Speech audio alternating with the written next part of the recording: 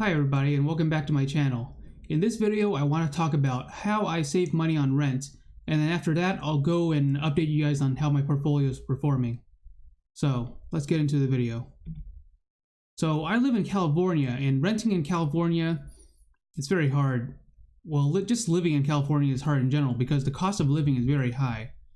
In a lot of 2-bedroom apartments, they cost at least $2,000 a month to rent, and that's not even on the high end. That's like on the low end in some places. I've seen some 2-bedroom apartments for as high as like $3,000 a month. And I think I read an article lately that in San Francisco, the rent for like a 1-bedroom apartment is over $3,000 a month. Is ridiculous. So it's very expensive to live here. And the reason I rent is, well, one of the reasons I rent is that I don't have enough for a down payment on a house in California. Houses in California cost very high, and like there's many $1-million houses and like multi-million-dollar houses in California, and I don't have enough money for a down payment on those. So right now I'm renting because I don't have enough money for a down payment. And because of the high cost of living, if I don't try to save money on rent, I wouldn't be able to afford to live here. It's just too expensive. So in order to just afford to live here, I need to try and save money on rent. Saving money on rent allows me to take the money that I do save on rent and then spend it on other things like investing in stocks, paying off any debt. I'm not in debt anymore, but when I was, and I tried to save money on rent, it helped out a lot paying down my debt. And I could just spend it on anything else that I want. Rent is a huge chunk of my expenses, so the more that I save on it, the more I get to take that money and then spend it on other things. Alright, so one way I do this is living with other people. If I lived by myself, I would be paying, the full cost of the rent. But let's say that I split it with another person, half and half, I would only be paying half and the other person would be paying half. Of course, I don't get the whole place to myself, but what I've noticed is as you go up the number of rooms, like if you go from a 2-bedroom versus a 1-bedroom, it really doesn't cost that much more. Like if I were to rent 2 1-bedroom apartments, that would cost much more than just renting a 2-bedroom apartment and splitting it with someone else. So it works out that both of the people living together actually pay less in rent than if they were renting their own separate 1-bedroom apartments. I hope this is making sense. So in college, I split the housing with like 4 or 5 other guys, and because of that, each of us paid a very little amount compared to the full price of the rent every month, which that helps a lot. So I've rented rooms for as low as $300 a month, which is much cheaper than renting a whole apartment. So if I were to, for example, in the place I'm living right now, it's about $2,200 a month, and because I split it half and half with someone else, I only pay $1,100 instead of $2,200. And the way I do this is I find families on Craigslist who have an extra room available. So if I go on Craigslist, there's going to be a whole bunch of different listings for people who are renting out a room for probably $500, $600 a month. And that's what I do. I move into there. And as long as I'm happy there, I don't move out, So far, I've done this many times and it's worked out well for me.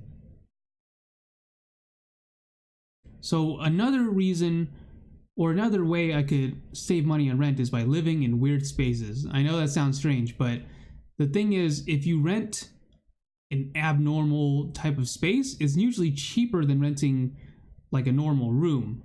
Like if I rented a room, I would be paying at least maybe $600, $700 a month. But if I was, for example, living in the living room, that would cost me maybe $300 or something around $300 a month. I've also lived in a garage. I've lived underneath the stairs, above the stairs, above my car. It's all very strange, but for me, I just need a place to sleep. I don't need something very luxurious or anything like that. So my standard of living is very low. And because of that, I'm able to save a lot of money on rent by just living in really weird areas. And by living in weird spaces, my rent has been as low as $200 a month.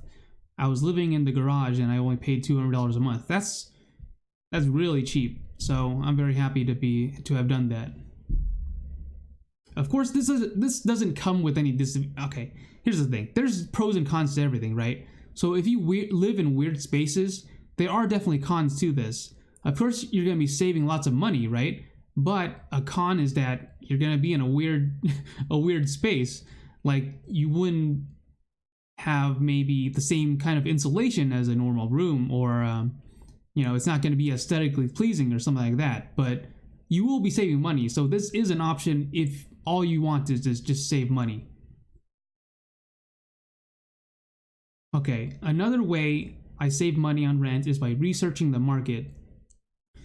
I research what rent prices are like in certain areas. For example, maybe this city has an average rent of this other city has an average rent of that, and then you compare and contrast, right? Now, some neighboring cities have a huge difference in rent prices. So one city could have a rent of maybe $2,500 a month, but the next city right next to it could have an average rent of like $1,400 or something like that. And it definitely is the case in the city I'm living now. Like, the city I'm living now, it's very expensive, but the cities that are neighbors, like right next to my city, the rent is much cheaper. So you got to do your research and look at the specific rent on certain cities. And even within a city, some neighborhoods are cheaper than others. For example, the neighborhood that I'm living in right now, within my city, it's actually on the cheaper end compared to other neighborhoods within that city. So, yeah, an example is Santa Ana. Santa Ana is located right next to Irvine in Orange County, California, but the rent prices are completely different. The rent in Santa Ana is much cheaper than the rent in Irvine. So you got to do your research and look at what specific areas have specific rent prices and things like that. So if you're looking to rent in an area, just try to do as much research as possible to figure out what's the cheapest surrounding the area. Another way is by looking at what utilities and amenities are included. For example, water, trash, gas, electricity, landscaping, things like that. And you gotta keep this in mind because sometimes, for example, let's say that one room is renting for $600 a month, but utilities are not included. However, another room is renting for $700 a month, but utilities are included. See, the other room will be renting for $700 more in rent. However, since amenities are included, it might actually turn out to be cheaper because if you calculate things like gas, electricity, internet, things like that, if they're all included in the higher rent price, then it might be worth it. Now, other things you need to look at are gym, pool, laundry rooms, barbecues, clubhouses, etc. These things add value to your rent. Like, let's say that two same places, they're renting for the same price. Like, both of them are renting for $800 a month. However, one includes a gym, a pool, barbecues, clubhouse, things like that, and the other one doesn't, then obviously it makes more sense to go with the one that has all these things. Even though the rent price is the same, you're getting more value for your money.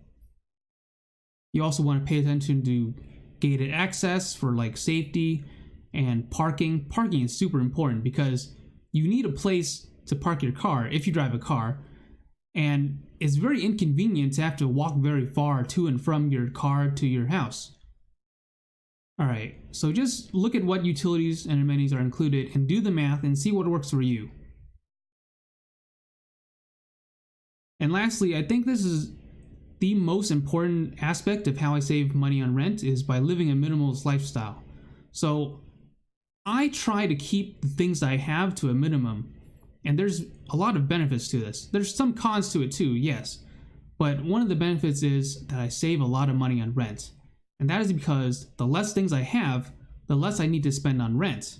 And that's because if I have a whole bunch of stuff that fills up 3 rooms and I need to move to some place, the only places I can move to are places that have enough space to house all of my stuff.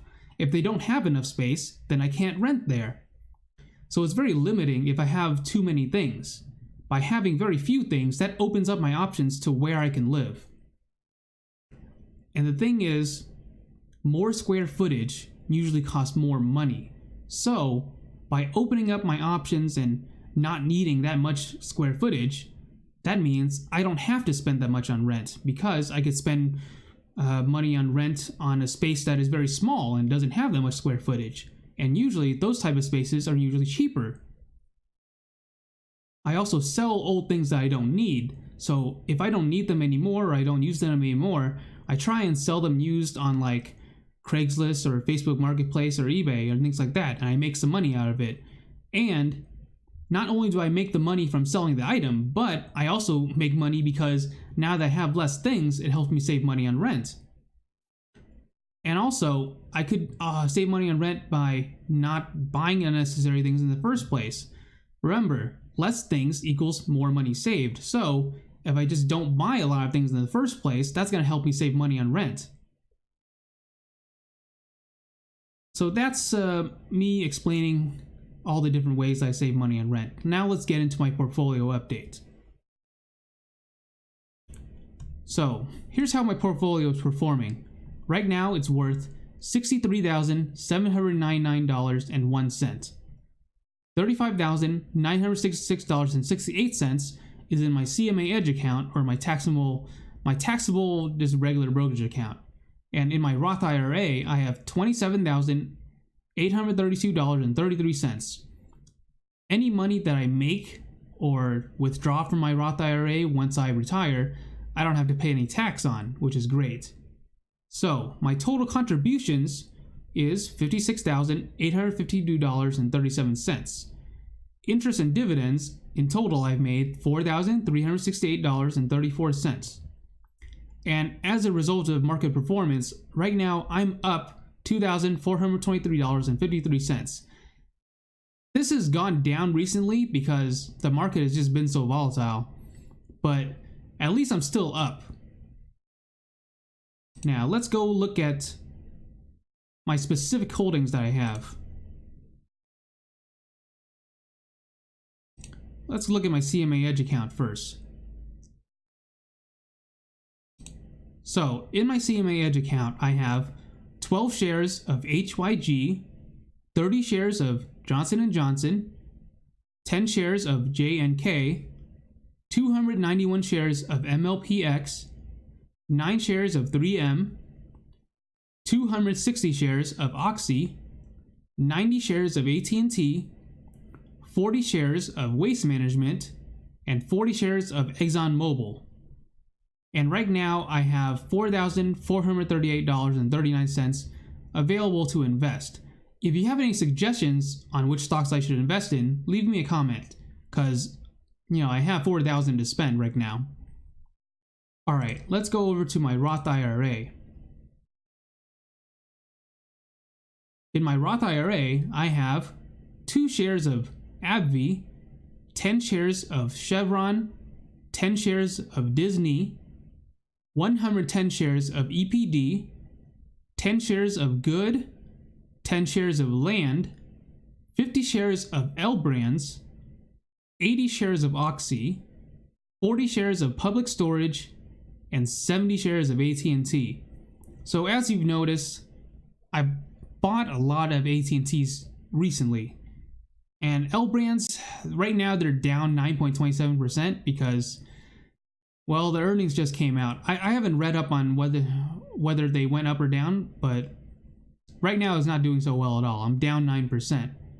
However, I only have $875 invested in that, so I'm down $81. So I think overall it's still doing okay, but there's just a few holdings I have that are just not doing well right now. And the cash I have available to invest in my Roth IRA is $6,803.93. Again, if you have any suggestions on what I should invest in my Roth IRA, give me a comment and I'll read it. Let's see here. Let's go and look at the order status for the last 7 days. It's very simple. For the last 7 days in my Roth IRA, I bought 27 shares of AT&T, and this was at $36.59. Let's go into my CMA Edge account. So in the last 7 days in my CMA Edge account, I bought 72 shares of AT&T at $36.60. That's a lot. All right, what next? If we look at my estimated investment income, which is basically the amount of dividends I hope to get every year, in my CMA Edge account, my estimated income is $1,571.80 in dividends. Let's go over to my Roth IRA. So in my Roth IRA, my estimated yearly income is $1,008.07. And if we go into all of my investment accounts, the total every year I should be getting in dividends is $2,579.87. That's pretty good, but I hope to increase that to at least above $3,000 a year soon. Anyways, I think that's it for my video, guys. Thank you so much for watching, and if you want to see more videos like this, like, comment, subscribe, and I'll see you guys in the next video. Thank you so much.